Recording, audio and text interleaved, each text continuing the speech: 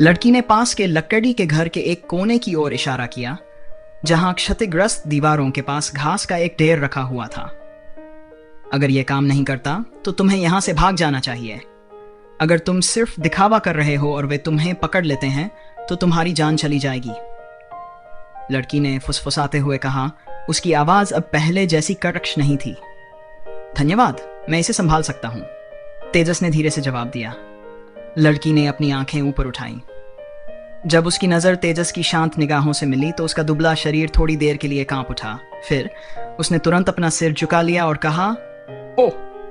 वह इधर उधर घूमी जैसे कि जाने के लिए तैयार हो रही हो। मैं तेजस हूं, तुम्हारा नाम क्या है? तेजस ने धीरे से पूछा। यह पहली बार था जब उसने किसी से संवाद किया था और वे दोनों गुलाम थे। लड़की ने उसकी ओर एक बार फिर देखा, बिना किसी आश्चर्य के। थोड़ी देर झिझकने के बाद उसने फुसफुसाते हुए कहा, मेरा नाम हिमांशी है। तेजस इस नाम को सुनकर चकित रह गया। यह नाम किसी गुलाम का नाम नहीं लगता था। मेरी माँ थी। हिमांशी हकलाते हुए बोली, मैं और मेरी माँ एक ही गांव से हैं। उन्होंने मुझे सिखाया है। तेजस ने उसकी बातों का भाव समझ लिया। स्पष्ट था कि उसकी माँ ने एक भेड़िया दानव का ध्यान आकर्षित किया था। दास के रूप में अपनी स्थिति के बावजूद उसने कुछ विशेषाधिकारों का आनंद लिया। कम से कम वह अपनी बेटी के साथ रह सकती थी और कुछ जान प्रदान कर सकती थी। नतीजतन हिमांशी की सोच स्पष्ट रूप से अधिक परिष्कृत थी और वह अपनी उम्र के अन्य बच्चों की तुलना में अधिक जानकार थी। उसका नाम भी काफी अनूठा और सुखद था।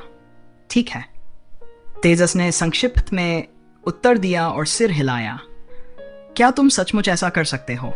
हिमांशी ने चिंता के साथ उसकी ओर देखा। हां, तेजस ने सिर हिलाया। इस बीच अन्य मानवदासों ने उन्हें देख लिया था और अब उनकी ओर घूर रहे थे।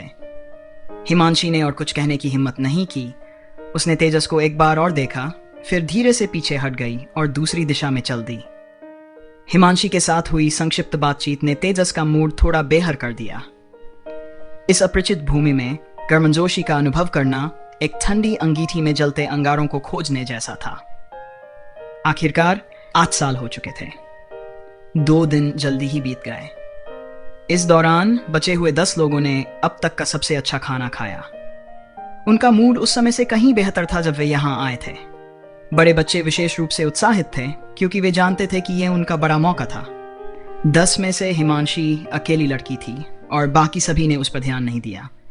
सबका ध्यान अपनी रक्तरेखा की जागृति पर केंद्रित था।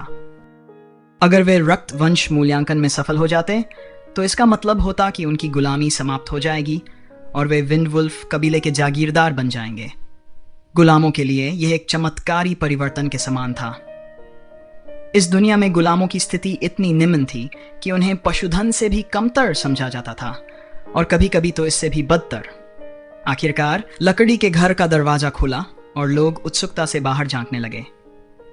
कई बड़े भेड़िया राक्षस अंदर आए और इंसानों पर चिल्लाते हुए तेजस और बाकी लोगों को उनके साथ चलने का निर्देश दिया।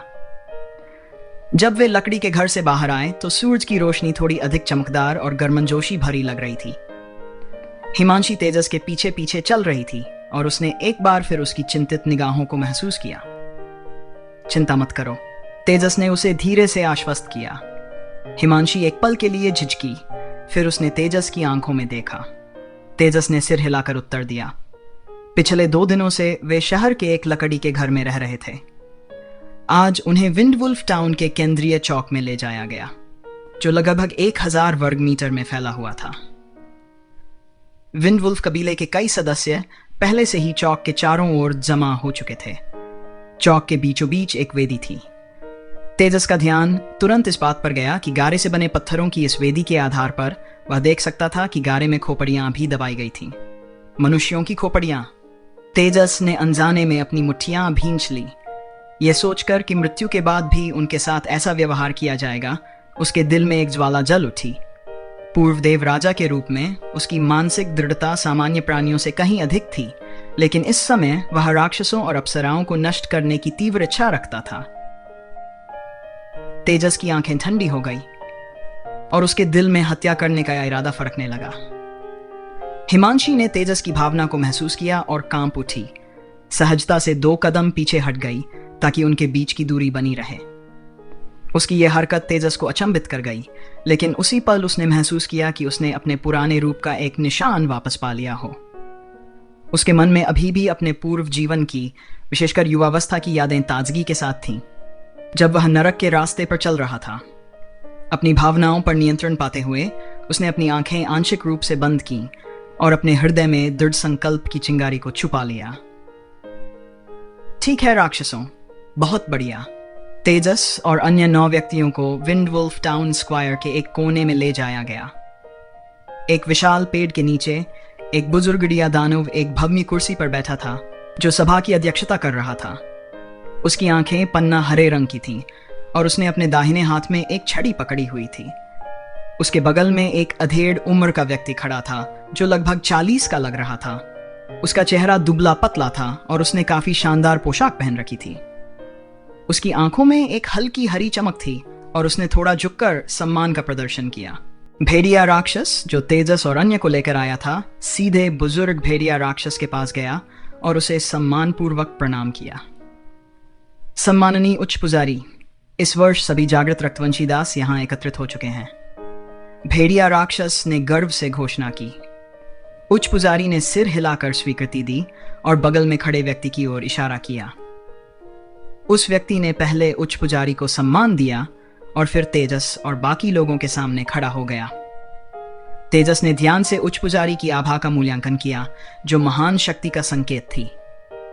उसकी वास्तविक शक्ति और साधना का स्तर समझने में वह असमर्थ था, क्योंकि उसने दिव्य चेतना का उपयोग नहीं किया था। उसने इसे हल्के ढंग से प्रयोग से बचाने का फैसला किया, क्योंकि जो थोड़ी बहुत दिव्य चेतना बची थी वह उसकी वर्तमान स्थिति में जल्द से भरने वाली नहीं थी। वह जानता था कि उसे अपने दिव्य चेतना का सही उपयोग तभी करना चाहिए जब वह और अधिक सशक्त हो जाए। जैसे ही वह व्यक्ति बोलने वाला था, पास में खड़े भेड़िया राक्षस अचानक झुक गए। एक विशाल भेड़िया राक्षस, जो 3 मीटर से भी ज्यादा लंबा था, उसके पास आया। इस भेड़िया दानव की ताकत की झलक स्पष्ट थी। उसकी मांसपेशियां शक्ति का संकेत देती थीं। उसकी आंखें गहरे हरे रंग की थीं। वे उच्च पुजारी की तरह तीव्र नहीं थीं, लेकिन उनमें से शक्तिशाली ऊर्जा का प्रवाह महसूस होता था। वह महायाजक की ओर बढ़ा और हल्का सा झुकते हुए अपना दाहिना हाथ छाती पर रख लिया। महायाजक, शक्तिशाली भेड़िया दानव ने आदरपूर्वक अभिवादन किया। महायाजक के वृद्ध चेहरे पर एक हल्की मुस्कान फैल गई। आह, पवन भेड़िया प्रभु, आप आ गए हैं। इन दासों के रक्त परीक्षण के बाद हम पैतृक बलि शुरू करेंगे। क्या आप तैयार हैं मेरे प्रभु? महायाजक ने अपने स्थान पर बैठकर स्थिति को नियंत्रित किया, जिससे यह स्पष्ट हो गया कि वह विंडवुल्फ टाउन में सबसे प्रमुख अधिकारी था, यहां तक कि विंडवुल्फ लॉर्ड से भी अधिक। सब कुछ व्यवस्थित है महायाजक, प्रसाद तैयार है। हम आपसे अनुरोध करते हैं कि इसे संपन्न कराएं। पवन भेड़िया भगवान ने बड़े सम्मान के साथ कहा।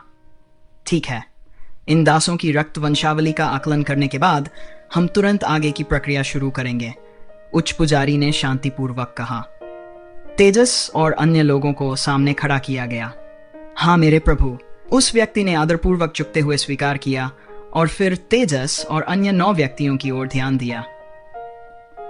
ध्यान से सुनो, व्यक्ति ने कहा। रक्त रेखा मूल्यांकन के दौरान यदि आप प्रतिक्रिया महसूस करते हैं तो उसे दिखाने में संकोच न करें। खुद को रोकने या डरने की कोई जरूरत नहीं है। अपना सर्वोत्तम प्रयास करो, समझे? तेजस ने झुके हुए व्यक्ति की ओर देखा और उसकी आंखों में दुख की झलक देखी।